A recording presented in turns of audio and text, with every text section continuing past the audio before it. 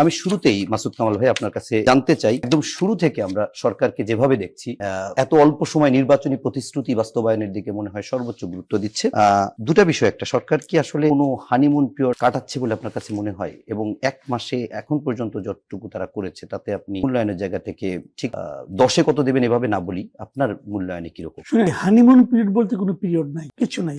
এই কারণে এটা আসলে বলা হয় কেন জানেন, নতুন বিয়ে করছে তো নতুন বয়সে এই ফ্যামিলির সঙ্গে তার পরিচয় নাই, এই ফ্যামিলির লোকজনকে চেনে না, জানে না, সে হয়তো এমন কিছু আচরণ করলো যে আচরণটা হয়তো তারা অভ্যস্ত না, এই ফ্যামিলি তারা এটা ক্ষমা করে, ও তো এই ফ্যামিলির সঙ্গে অভ্যস্ত না, কাজে ওরা একটু ক্ষমা করা যায়, নতুন আসছে তো এটা এইভাবে এটাকে হানিমুন পিরিয়ড বলা হয়। কিন্তু হানিমুনের বিয়ের পরে হানিমুন থেকে ফিরে আসলো, মনে করেন 7 দিন 10 দিন হলো, নতুন বউ যায় যদি ঘরের মধ্যে আগুন ধরায় দেয়, ওটাকে হানিমুন পিরিয়ড বলে আপনি কিন্তু ছাড় দিবেন না, না। আর আরেকটা জিনিস হলো কি, এদের হানিমুন পিরিয়ড বলতে কিছু নাই, এই কারণে এটা নতুন না, এটা মানে অ্যাফেয়ার ছিল। এই সরকারে যারা সদস্য আছেন, যারা লোকজন আছেন, যে পার্টি আছেন, এই পার্টি বাংলাদেশকে খুব ভালোভাবে চিনে, বাংলাদেশকে চিনে, বাংলাদেশের মানুষকে চিনে, হ্যাঁ, এবং বাংলাদেশের মানুষ এদের সম্পর্কে একটা ধারণা রাখে। ওনারাও জানেন ওনাদের কি করতে হবে, ওনাদের মূল লক্ষ্যটা কি ছিল। যে বিএনপির আগে যে সমস্ত বদনাম ছিল, যে সমস্ত জায়গায় বিএনপির ব্যাপারে মানুষের সন্দেহ ছিল, প্রথমত এই বদনামগুলি দূর করা, তারপর তারা যা করতে চান সেটা করার পক্ষে, করার ফেভারে কিছু কাজ করতে চান। এই তো মূল ঘটনা। এক মাসে তো কোনো কিছু বোঝা যাবে না।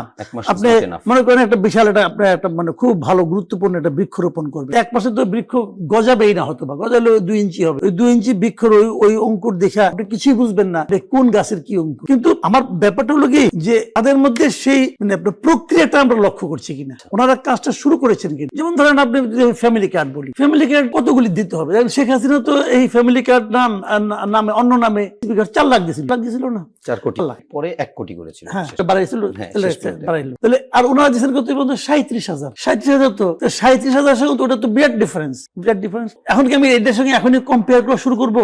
তা কিন্তু আমি করবো না। আমি দেখবো যে ওনারা যেটা করতে চেয়েছেন সেটা এসে 1 মাসের মধ্যে শুরু করে দিয়েছে। এই যে শুরু করাটা, দিস ইজ ইম্পর্টেন্ট। আবার ধরেন ওনারা শুরু করলেন, শুরু করার পর আমরা কি দেখছি, এই যে শুরু করলেন কারা পাচ্ছেন এবং পাওয়ার ক্রাইটেরিয়া কি? দলীয় লোকজনকে এখানে প্রভাব বিস্তার করছে, এমপি সাহেবকে প্রভাব বিস্তার করছে। খবর নেন না, আপনারা তো মিডিয়ায় আছেন, জাস্ট খবর নেন, যেখানে দিয়েছেন ওই জায়গায় যান, আপনারা ফিজিক্যালি যান, যে দেখেন যে ফ্যামিলি কার্ডটা কারা পেলো। এটা তো প্রত্যেকটা মিডিয়ার দায়িত্ব এখন একদম। তো দেখলে বুঝতে পারবেন যে আসলে তাহলে কাজটা ঠিক মতো হচ্ছে কিনা। যদি ঠিক মতো হয় তাহলে ভালো, আমরা এটা একটা এক্সাম্পল হিসেবে দাঁড় করাবো। আর যদি ঠিক মতো না হয়, শুরুতেই আটকানো দরকার। এখন হানিমুন পিরিয়ড, আমি একটা ভুল পাইছি না, এখন আমি কিছু বলবো না, এটা ঠিক না। আপনি এখনই বলবেন, কারণ এখন না বললে কি হবে, পরে যখন বিষয়টা অনেক বড় হয়ে যাবে কিন্তু বললে আর থামবে না। কাজে সমস্যা হলে শুরুতেই আটকাতে হবে। এইগুলি আমি বলি যে তারা মোটামুটি তারা চেষ্টা করছে বলে আমার কাছে মনে হয়।